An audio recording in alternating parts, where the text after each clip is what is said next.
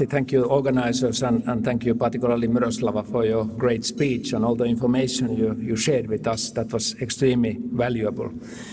I have to say that when you mentioned the previous or the late Ukrainian President Leonid Kuchma, I felt something in my body because I was environmental minister 95-99 and Leonid Kuchma visited 2 times Finland those days. And first time he asked money for the victims of Chernobyl, and I think we gave some money. And then when he came next time, he asked again money for victims of Chernobyl. And then we made the question, how did you use the previous money? And finally we didn't get any answer. So unfortunately, that was our experience that time, and of course now when we deal with the current regime of Ukraine, the story is totally different. And I have been admiring the effects of the war to Ukraine. It's more freedom, more openness, more active outreach to Europeans and other Western countries and so forth. And when I'm looking on the contrary, the effects to Russian society, it's more blocked, more closed, more limitations to media and so forth. So congratulations what Ukraine has done for itself, but also what the journalists like you have done to bring the information and bring the feelings of the people to us. Both Ukrainian journalists and journalists working in Ukraine have been doing excellent work. You know that when you say war, the word war in Finland, we come very deep to our own generational memories. When we are here at Tampere, people might remember 1917, 1918, very bitter civil war. My grandmother was there in the main church of Tampere during 1918 happenings. Then we remember 1939 when the big neighbor attacked us. And of course we feel many similarities when we look at the situation in Ukraine and what's happening in Ukraine. And we feel that the fight of Ukraine is the same fight that we will have to limit Russian imperialism, to limit Russia to try to conquer new areas, limit Russia to push its ideology and its practices and its corruptional government practices to other countries. And I think this is an extremely important fight that we are doing together.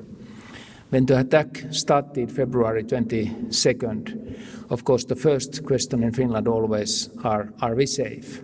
What's happening next? What if the government in Kiev will collapse?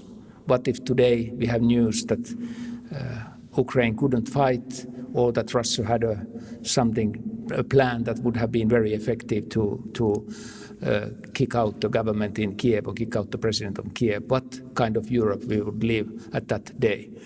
And then our first decision, of course, was to organize help and military packages to Ukraine. That was historical because Finland has not been famous for helping anyone during the war years. It has been our principle not to send military material to any war fronts or war theaters, and we changed that principle. We also called to our neighbors to Stockholm and to Oslo, what are your plans? We are planning to help Ukraine with military packages. Are you doing the same? And then the Nordic countries agreed going the same path. And also the attack of Russia against Ukraine influenced our own security policy. We are probably the only country that has had this, what we call a NATO option. It's a self-made option, but it's an idea that if our security situation changes, we are ready to apply NATO membership. And then when the government got together with the president, we were discussing what more could happen in Europe than our neighbor Russia attacking another neighbor Ukraine and trying to sideline its government. What if this is happening to other neighbors as well? And then we decided to start the NATO application process. And of course, we are looking at the map. We are a little bit alone there without Sweden. So we called to Stockholm, what are your plans? The answer was, hey guys, we have been living in the neutrality 200 years here in Sweden. But we finally convinced Sweden to apply NATO membership as well, which means that we can work together in the Nordic countries on our defense and so forth. We had a couple of obstacles. The last obstacles were Ukraine and Turkey. And it was very difficult to explain to these countries how essential it is at this very moment to get the membership of NATO, not some years later. And finally we got Turkey convinced on this last spring, and we know that Sweden is now hopefully during these coming weeks successful on convincing Turkey and Hungary for the final ratification. And it changes also the whole security environment here at the Baltic Sea. It's extremely important for us.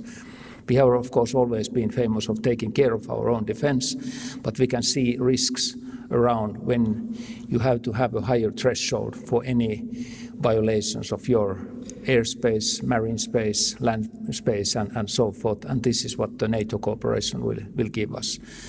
And my last remark on the political change is what the Russian attack against Ukraine caused. Of course, it caused the closer cooperation between NATO and Ukraine, also closer cooperation with the EU and Ukraine, but also actually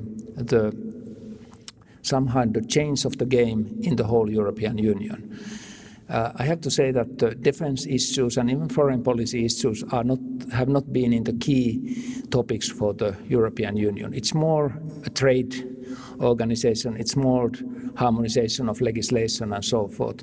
But Russian attack against Ukraine caused actually us to concentrate also more to foreign policy and more on security matters in European Union. I could see that our ministers in European Union took much more seriously different risks after that, including actually our energy supply questions and safety of our energy networks and so forth. And I'm so proud that actually through the European Peace Facility we organized a common exercise for all European countries to help systematically Ukraine. And I have been saying a little bit jokingly that when I go to the NATO ministerial meetings, we speak about the non-lethal aid to Ukraine. And when I'm going to the EU ministerial meetings, we speak about the lethal aid to Ukraine. That's the paradox of the situation, but that's where we are. And I'm quite proud of being part of that European Union that really reacted so strongly through the sanctions, through military packages, military aid to Ukraine. And this is where certainly we will stand with Ukraine.